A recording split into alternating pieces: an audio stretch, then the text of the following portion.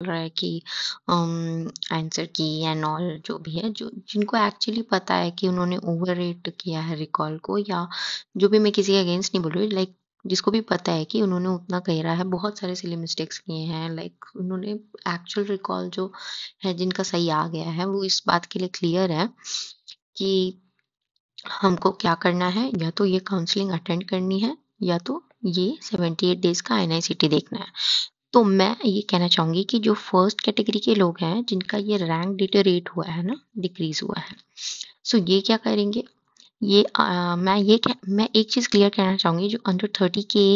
या मानो अंडर 40 के भी हैं, सो ये लोग क्या है, ये लोग ज्यादा डिफरेंस नहीं होता है इनमें, जो जो सिलेक्शन जो पा रहे हैं, जो क्लिनिकल पा रहे हैं सीट, खैर इनमें तो सबको मिल जाएगा, लेकिन अगर भाई ये ड्रीम ब्रांच की बात है,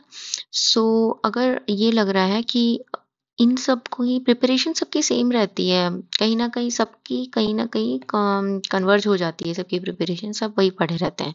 बस डिफरेंस क्या आता है, वो जो 3 आवर का फैक्टर और जीटी का कितना स्टैमिना है, कितना तुमने अच्छे से दिया है अपने प्रीवियस जीटीज़, वो स्कोर्स नहीं मैटर करते हैं, बस वो कि तुमने कितना तुम्हारे में है प्रेजेंस ऑफ माइंड, ठीक है? तो इस पे डिपेंड कर जाता है। सो ये लोग जो हैं, ये क्या करेंगे, जो फर्स्ट कैटेगरी के लोग, ये लोग क्या करेंगे, देंगे,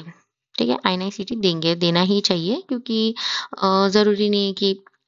अ, हमको ये यहाँ से कुछ मिल रहा है ऐसा पैराक्लिनिकल या क्लिनिकल का लास्ट सीट्स, या तो कुछ भी ऐसा ब्रांचेस मिल रहा है, तो ये यहाँ से करना ज़्यादा बेटर होगा, मे बी, है ना, क्योंकि यहाँ पे बॉन्ड नहीं रहता, है ना,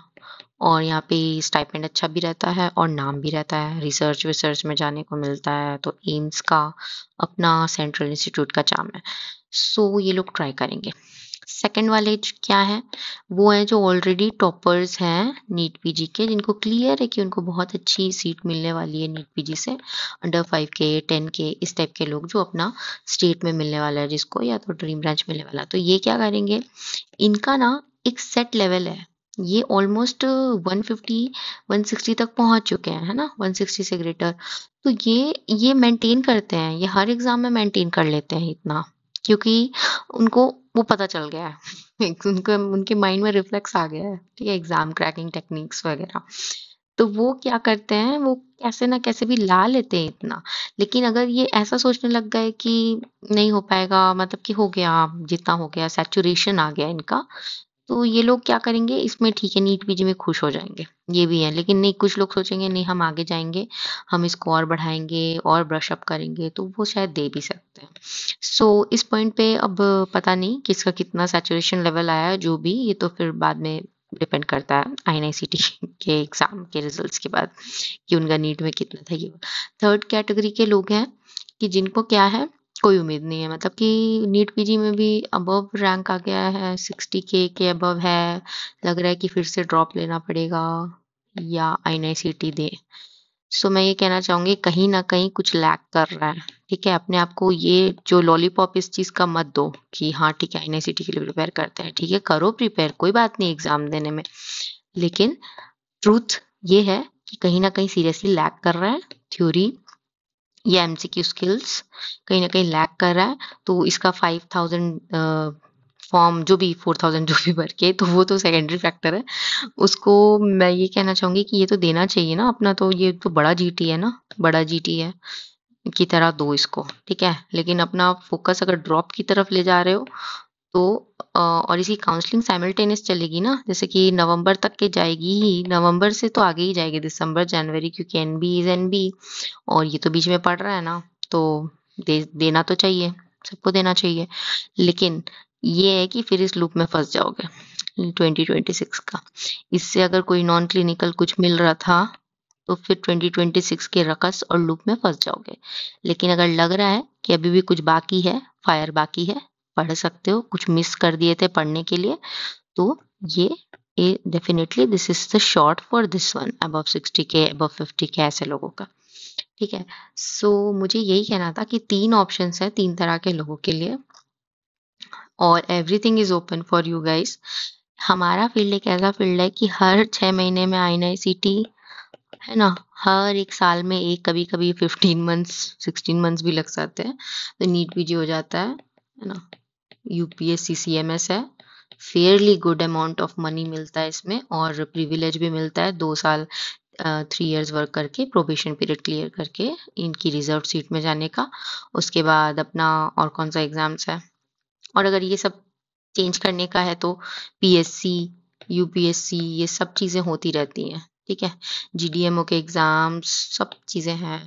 ठीक है, एक फेयरली गुड लाइफ के लिए। सो मैं इसमें कुछ डाइवर्ट नहीं करना चाहती किसी को भी कि आईएनआईसीटी को देने का कोई मतलब नहीं है, या नीट पीजी की काउंसलिंग का कोई मतलब नहीं है। सबका मतलब है, सबके परसेप्शन अलग अलग होते हैं, सबकी फैमिली सिचुएशन अलग होती है, सबके सैचुरेशन लेवल अलग अलग होते हैं। तो उस पर डिसाइड करो, किसी एक को देख के सीनियर को कि हो गया, वो ये कर दिया है, वो बहुत खुश है, वो बहुत ये है, इससे कुछ भी नहीं होने वाला है। अपनी अपनी फैमिली सिचुएशन, अपने पेरेंट्स को एनालाइज करो। वो 4 लोग जो तुम्हारे लाइफ में क्या बोलेंगे कि तुम पैरा क्लिनिकल कर रहे हो, क्लिनिकल कर रहे हो, नॉन क्लिनिकल, इन लोगों से कोई फर्क नहीं पड़ता। ये कुछ नहीं करते, ये तुम्हारी शादी में आके 4 लोग बस खा के चले जाएंगे। ऐसे ही लोग हैं ये लोग, जो हर चीज में कुछ ना कुछ बनाएंगे, नुक्स निकालेंगे कि नमक कम था, ये कम था, वो कम था। तो ये ऑलवेज नुक्स निकालेंगे, तुम इनके लिए कुछ भी कर दो, ठीक है। लेकिन ये जो है, ये फैमिली है ना, ये समझती है। इनको दुख लगता है तुम्हारा कम रैंक आने पे, मैं समझ रही हूँ, लेकिन ये समझती है कि तुम अल्टीमेटली एक डॉक्टर हो, ठीक है, एक पर्पस सर्व कर रहे हो इस सोसाइटी में। सो इनकी नज़रों में तुम्हारा वैल्यू कभी कम नहीं होगा। हाँ, ये बोल सकते हैं कि इतना इतने रिसोर्सेस खराब किए, इतना वो खराब किया, लेकिन ये कभी तुमको वर्थलेस नहीं समझेंगे, नेवर, ठीक है। चाहे वो कैसी भी फैमिली हो, फैमिली इज फैमिली। सो इनसे बात करो, इनको बोलो सिचुएशन के बारे में कि मैं अब एम्स देना चाहता हूँ, मैं पढ़ना चाहता हूँ, मुझे सपोर्ट करो। या इनसे बोलो कि मैं अब ज्वाइन करना चाहता हूँ जॉब, या तो मैं पीजी ज्वाइन करना चाहता हूँ, मुझे जो सही लगता है, क्लिनिकल नॉन क्लिनिकल, मैं अल्टीमेटली डॉक्टर रहूंगा अगले 10 ईयर में। कोई कुछ पता नहीं है कौन सा ब्रांच का क्या सैचुरेशन आने वाला है, एमबीबीएस का ही क्या आने वाला है, मुझे पता नहीं, लेकिन अभी मैं ये चूज कर रहा हूँ या कर रही हूँ।